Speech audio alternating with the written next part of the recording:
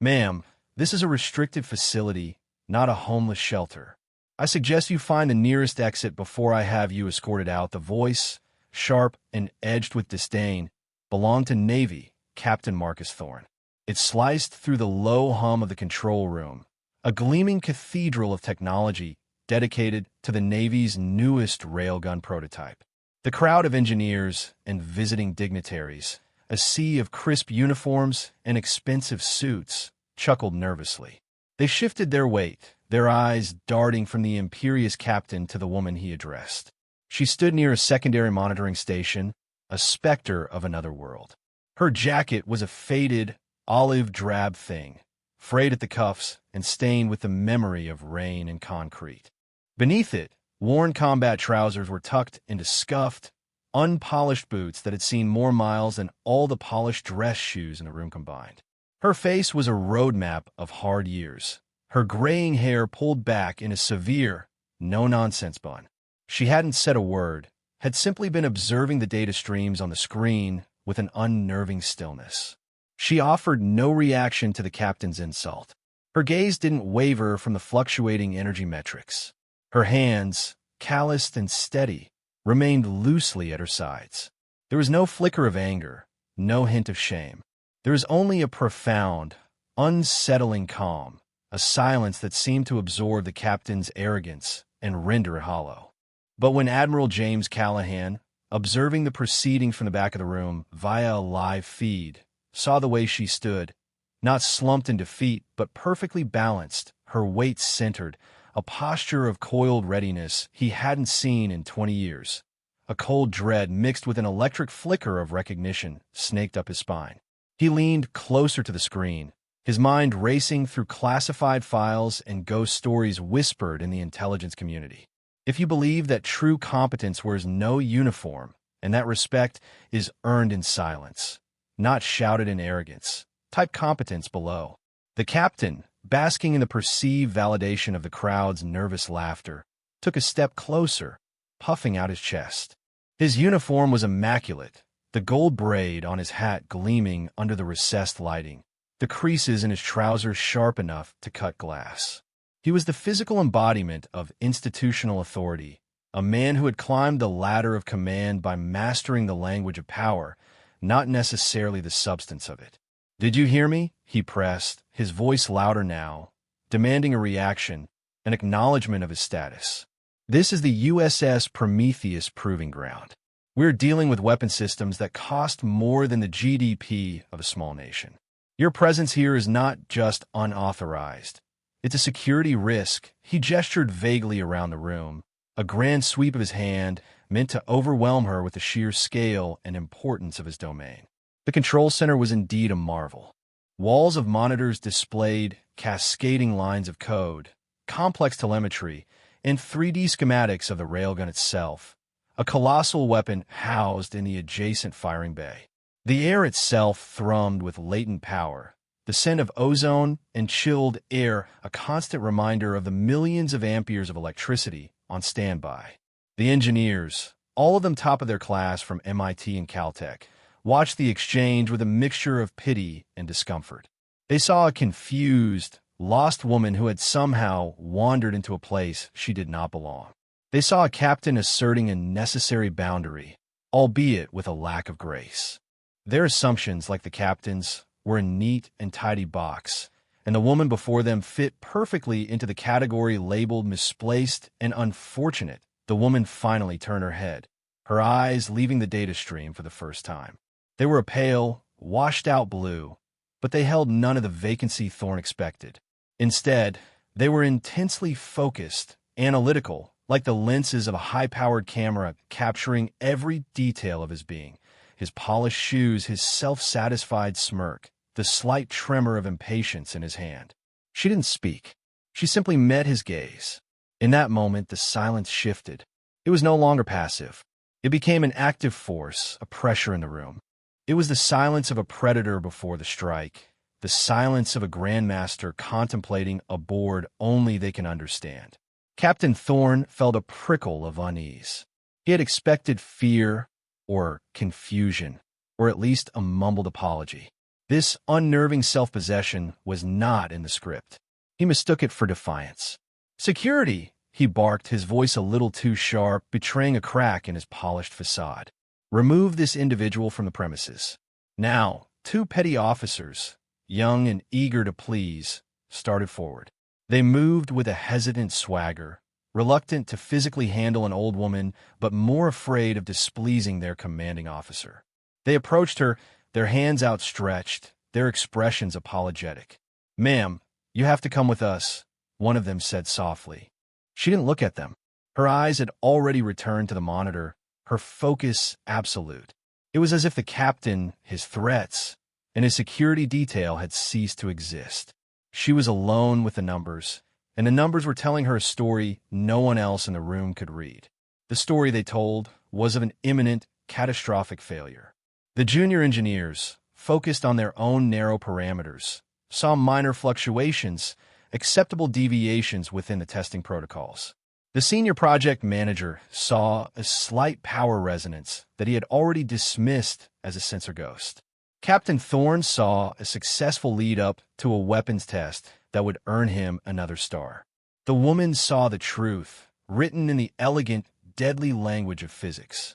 She saw a harmonic cascade building in the primary capacitor banks, a subtle feedback loop that, once the main firing sequence was initiated, would not launch a projectile at Mach 7, but would instead turn the multi-billion-dollar prototype into a molten heap of slag and possibly take the entire facility with it. The very air in the control room seemed to thin, to crackle with an unseen energy. A low-frequency hum, previously a background noise so constant it had become unnoticeable, began to climb the audible spectrum, changing from a dull drone into a sharp, insistent whine that set teeth on edge. On the main schematic, a small, amber icon began to blink. Then another. Then a dozen more lit up in a cascade of warnings that the system's diagnostic AI was struggling to process. "What is that?" Thorne demanded, his attention finally torn away from the woman and snapped back to his command. "Status report." An engineer, a young lieutenant with sweat beading on his forehead, frantically typed at his console. "Sir, we have a resonance spike in the primary charging array. It's off the charts. All safeties are flagging red." The whine intensified, becoming a piercing shriek that vibrated through the floor plates. Red lights began to strobe across the control room, bathing the panicked faces of the crew in a hellish glow. A synthesized voice, calm and detached, began to chant a litany of doom. "Warning! Capacitor overload imminent. Warning! Magnetic containment field fluctuating. Warning! Evacuate immediately." Panic, cold and sharp, erupted. Engineers shouted jargon at each other, their commands lost in the rising cacophony of alarms. There were pilots in a crashing plane, pulling levers that were no longer connected to anything. Their state-of-the-art systems, designed to be foolproof, had entered a failure state so complete that all their advanced overrides were useless. They were locked out, passengers on their own runaway train. Captain Thorne's face had turned a pasty white. The arrogance had vanished, replaced by the raw, naked fear of a man watching his career, and possibly his life, evaporate before his eyes. "Shut it down," he roared, his voice thin and reedy against the siren's wail. "To shut it all down." The senior project manager, a man with 3 PhDs and a lifetime of experience, shook his head, his expression grim. "We can't, Captain. The shutdown sequence is firewalled. The system thinks it's under a cyber attack and has isolated the core. We're in a fatal loop. It's going to blow in the heart of this chaos." One figure remained an island of absolute tranquility. The woman. The security officers who had been about to escort her out were frozen, their training giving them no protocol for this. She paid them no mind. With a deliberate, unhurried grace, she moved. Her steps were economical, her purpose clear. She didn't go to the gleaming, touchscreen command console that Thorne and his senior staff were gathered around in a useless huddle. Instead, she walked to a forgotten corner of the room, to a wall panel that was covered in a thin layer of dust. It was an old manual access hub, a relic from the facility's construction, full of analog dials and heavy copper switches, a system long since deemed obsolete, left in place only because it was too integrated into the building's core to be removed without a complete overhaul. She reached into the deep pocket of her worn jacket, and her hand emerged not with a weapon, not with anything threatening, but with a simple, well-used multi-tool, its metal worn smooth by years of use. It looked like an ancient artifact in this temple of modern science. The engineers who noticed her stared in disbelief. What could she possibly hope to accomplish with that primitive device when their billion-dollar quantum processors had failed? It was the desperate act of a madwoman. Her movements were a study in efficiency, a ballet of practiced competence. There was no hesitation, no wasted motion. Her fingers, though seemingly rough, moved with the precision of a surgeon. She used the screwdriver on her multi-tool to pry open the dusty panel cover. The screech of metal on metal, a raw counterpoint to the electronic scream of the alarms. Inside was a dense thicket of wires and circuit breakers, a physical representation of the facility's electronic nervous system. To the others, it was an incomprehensible mess. To her, it was a language she knew intimately. Her eyes scanned the layout, not reading the modern labels, but tracing the flow of power, following the logic of the original design. Her hands moved with a certainty that was mesmerizing. She didn't pull wires at random. She ignored the primary power conduits that the other engineers were fruitlessly trying to digitally override. She was looking for something else, something deeper in the system's architecture. She located a small, unassuming junction box, one marked with a faded, almost illegible stencil. Harmonic governor. Analog input. It was a manual failsafe, a last-ditch physical interrupt designed by the system's original architect, a feature so old and obscure that it didn't even appear on the modern digital schematics. The project's current engineers, with their faith in software and firewalls, had likely never even known it existed. With a firm, steady twist, she used the pliers on her tool to turn a small, recessed copper dial 3 clicks to the left. Then, she located a specific, thick-gauge cable, and with a decisive move, she reseated it into an adjacent port, the click of the connection almost inaudible beneath the alarms. For a terrifying second, nothing happened. The shriek of the sirens continued, the red lights flashed, and the overload warning on the main screen ticked closer to zero. Captain Thorne stared, his mouth agape, a single word of disbelief forming on his lips. Impossible. And then silence. A profound, deafening, absolute silence. The alarms cut out in an instant.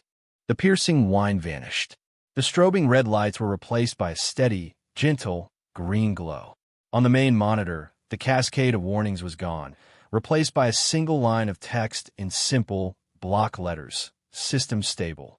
Manual override engaged. All parameters nominal. The sudden quiet was more shocking than the noise had been.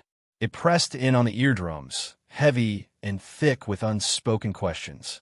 Every person in the room, the terrified engineers, the stunned dignitaries, the frozen security guards, the disgraced captain, was utterly motionless. They stared, first at the green screens, then at the woman. She stood by the open panel, calmly folding her multi-tool and slipping it back into her jacket pocket. She wiped a smudge of dust from her hands onto her trousers, her expression as placid and unreadable as it had been from the beginning. She had not just averted a disaster. She had performed a miracle. She had walked into the heart of a technological hurricane and, with a forgotten key and an ancient map, had calmed the storm in less than 30 seconds. The collective consciousness of a room struggled to reconcile the image of the disheveled, homeless woman with the act of genius they had just witnessed. The two realities could not coexist. One of them had to be a lie, and the evidence of the silent, stable, multi-billion-dollar machine humming peacefully before them was undeniable. Captain Thorne's face was a canvas of conflicting emotions: shock, disbelief, dawning horror, and a sliver of something that might have been awe. The foundations of his world, built on rank, appearance, and protocol, had been shattered. Just as the first stunned whispers began to ripple through the silent room, The main doors to the control center slid open with a soft hiss. Admiral James Callahan strode in, his face a grim mask. He had watched the entire event unfold on his monitor, his initial dread giving way to a stunning, unbelievable certainty. He had sprinted from his office the moment the system stabilized.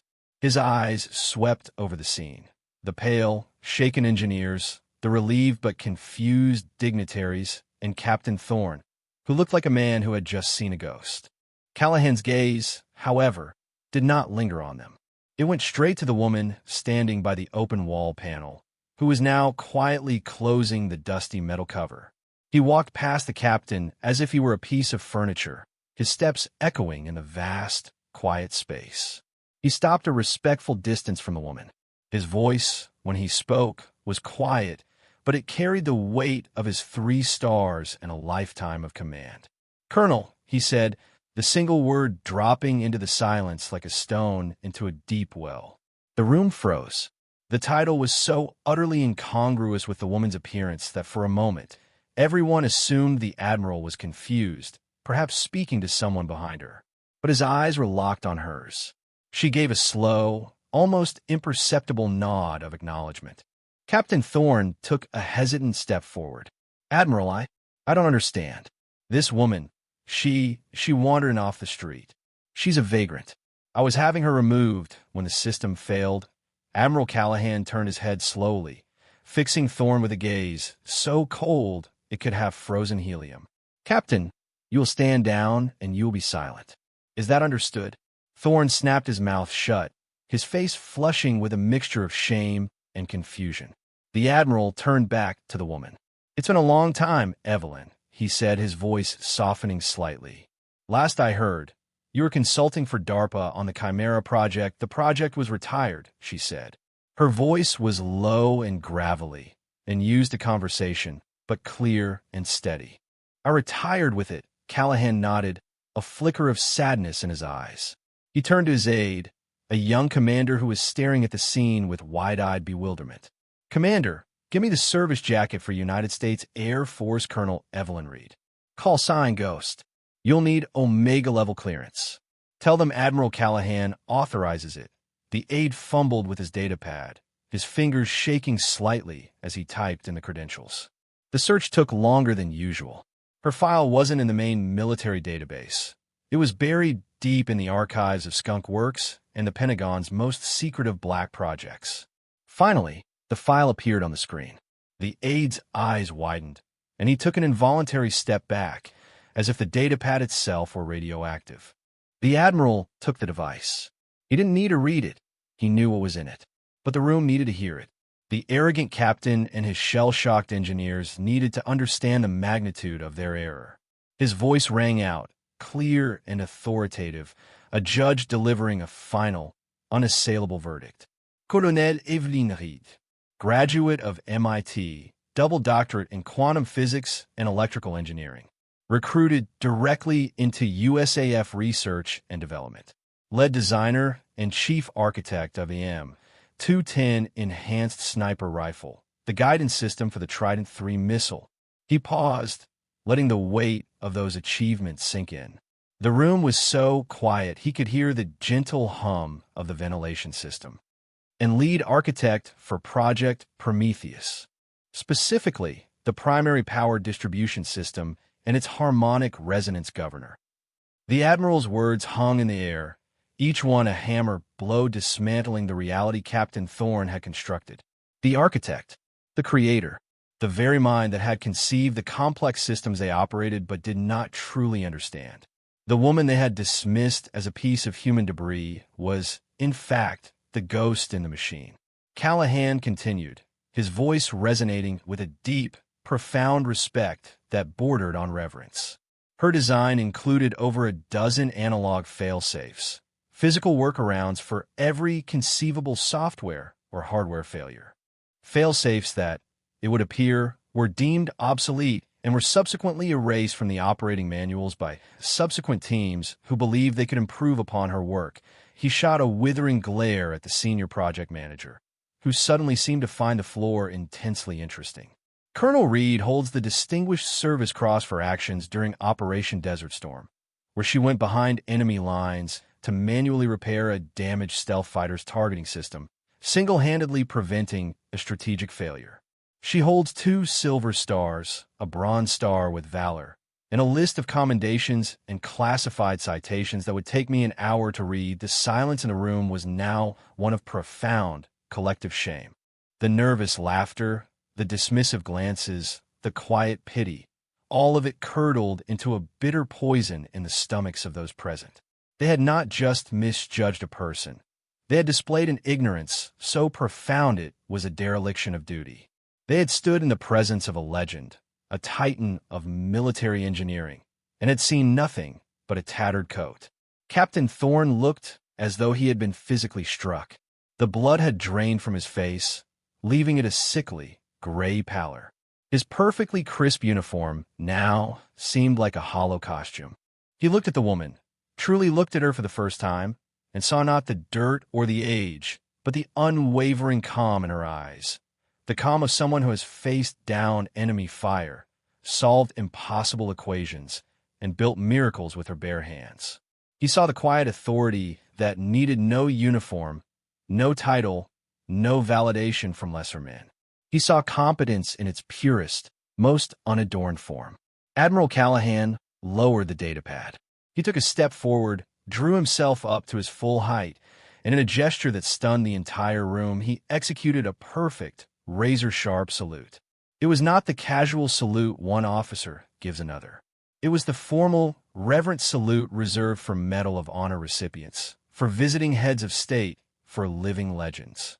"Colonel Reed," he said, his voice thick with emotion, "on behalf of the United States Navy, I thank you.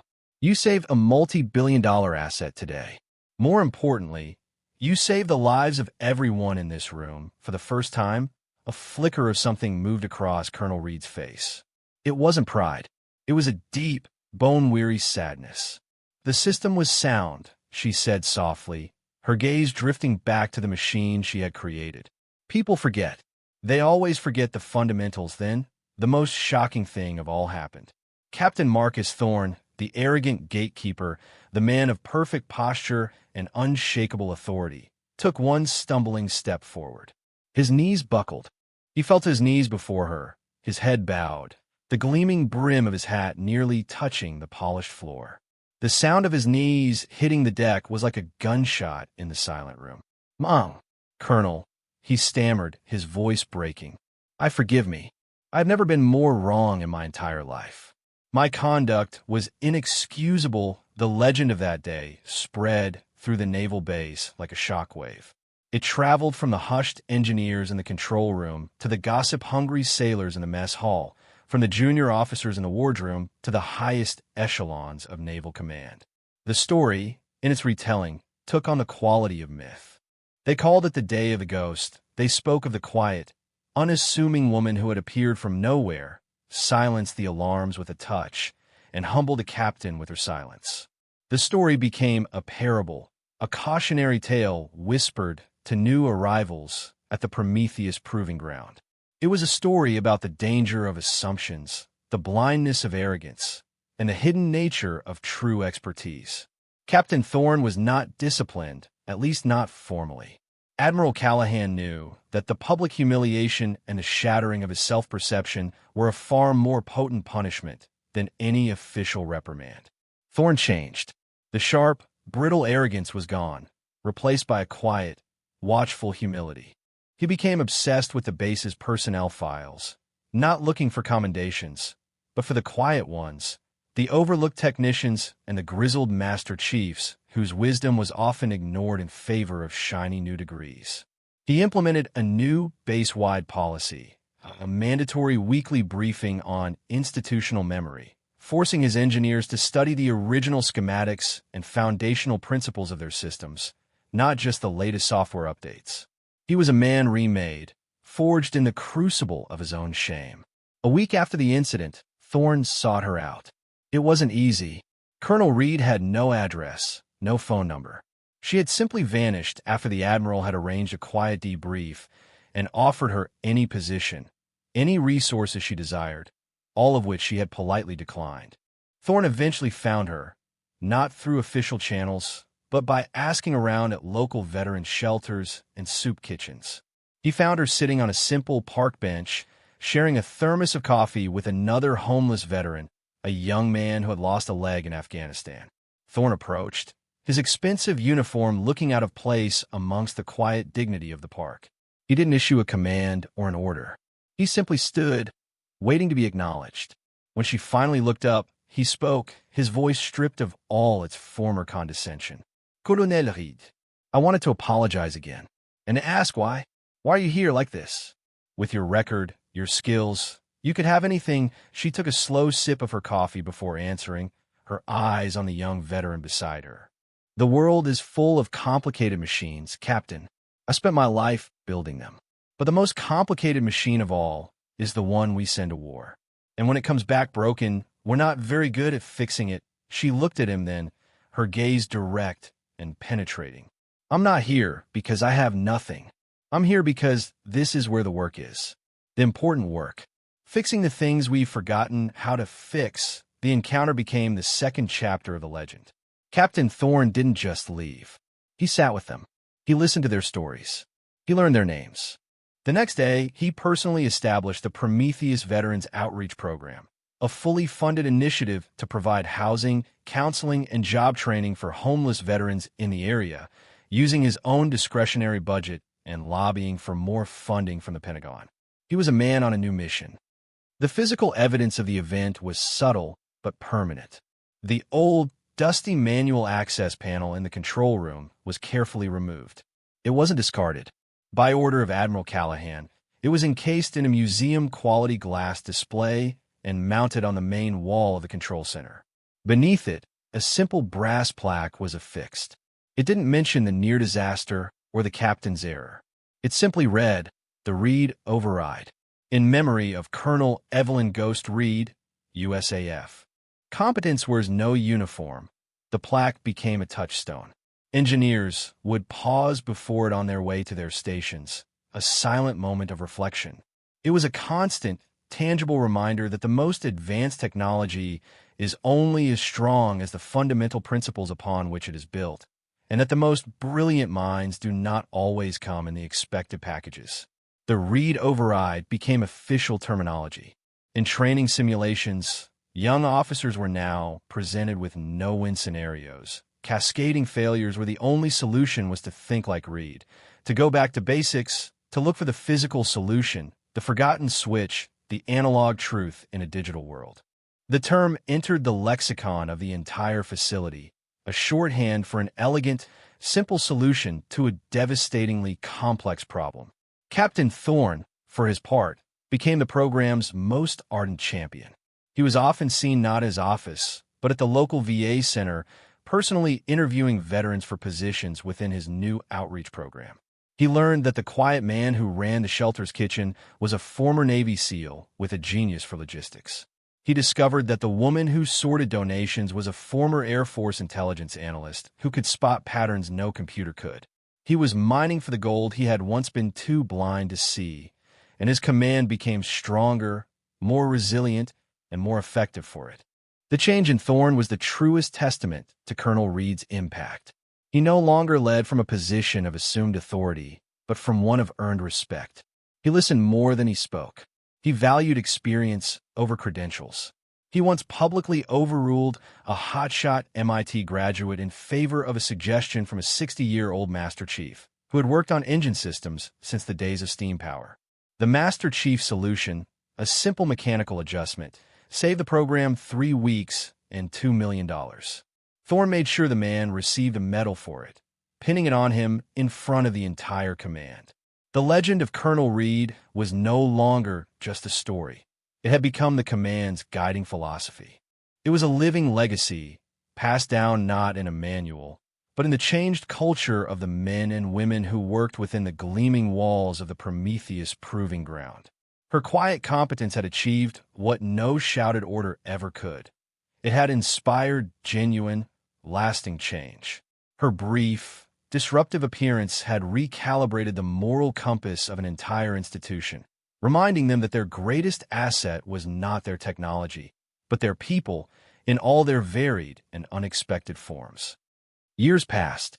Captain Thorne eventually became Admiral Thorne, a man known throughout the Navy not for his ambition, but for his wisdom and his unwavering support for the enlisted sailor and the forgotten veteran. The Prometheus railgun, after its near-disastrous beginning, went on to become one of the most reliable and effective weapon systems in the naval arsenal. Its success built upon the rediscovered foundation of Colonel Reed's original, robust design. New generations of engineers and officers passed through the facility, and on their first day, they were all told the story. They would stand before the glass case containing the simple, dusty panel and the multi-tool, which Thorne had later found and added to the display, and they would hear the tale of the day a homeless woman saved them from themselves. The story became a rite of passage, a foundational myth. It taught them that the person with the most stripes on their sleeve is not always the smartest person in the room. It taught them that a brilliant idea can come from the janitor as easily as it can from the project lead. It taught them to look past the uniform, the resume, and the title, and to see the person, to gauge their worth by the quiet confidence in their eyes and the steady competence of their hands. Colonel Evelyn Reed was never seen at the facility again. She had no interest in the accolades, the job offers, or the legend that had grown up around her. She had seen a problem, a flaw in a system she had created, and she had fixed it. For her, it was that simple. Her work was done. Her legacy was not in the weapon she had designed, but in the lesson she had taught. It was a lesson that rippled outwards, carried by the men and women whose lives and careers she had unknowingly changed. It was a legacy of humility in the face of genius, of respect in the face of prejudice, of the enduring, silent power of demonstrated competence. Her ghost still walked the halls of the Prometheus proving ground, not as a frightening specter, but as a watchful, guiding presence, a permanent reminder that the strongest structures are built on the deepest, most forgotten foundations. True legacy isn't what you build and leave behind. It's the change that continues to move forward long after you are gone, a quiet ripple of competence spreading through the noisy waters of arrogance. The true measure of a person is not found in the volume of their voice, but in the weight of their silence and the undeniable truth of their actions. Her name became a verb. To pull a Reed meant to solve an intractable problem with a simple, elegant solution nobody else had seen. It was the highest compliment an engineer at the facility could receive. The culture of the base, once a rigid hierarchy, became more collaborative, more open to dissent and strange ideas. Junior officers were encouraged to challenge the assumptions of their superiors, and grizzled old-timers found their experience valued in new ways. The change was slow, almost imperceptible from day to day, but over the years, the Prometheus proving ground became a hotbed of innovation, not just in technology but in leadership. Admiral Thorne, in his later years, would often stand before the glass case, reflecting on the day his life had been irrevocably altered. He saw it as a gift, a painful but necessary correction that had set him on a truer course. He understood now that Colonel Reed hadn't just saved a machine. She had saved him from his own worst instincts, from the prison of ego and title. The outreach program he had started became a model for the entire military, replicated at bases across the country, pulling thousands of skilled, experienced veterans out of the shadows and back into productive, dignified lives. It was her most enduring and perhaps most important legacy. The story of Colonel Reed serves as a powerful testament to an eternal truth. That character is not defined by circumstance. The world may see a tattered coat, but true worth is an internal quality, a fire that burns regardless of the fuel it is given. It is a quiet discipline, a mastery of self and craft that requires no external applause. It is the steady hand in the storm, the calm voice in the chaos, the clear eye that sees the truth when all others are blinded by panic or pride. Her life was a statement that the greatest among us are often those who seek no greatness, who desire no recognition, content in the simple, profound act of making things right. She was a ghost, not because she was invisible, but because she operated on a plane of existence that most people, blinded by their own assumptions, simply could not see. For more stories where quiet competence triumphs over loud arrogance, and where a person's actions define their true worth, subscribe to Unknown Heroine Stories.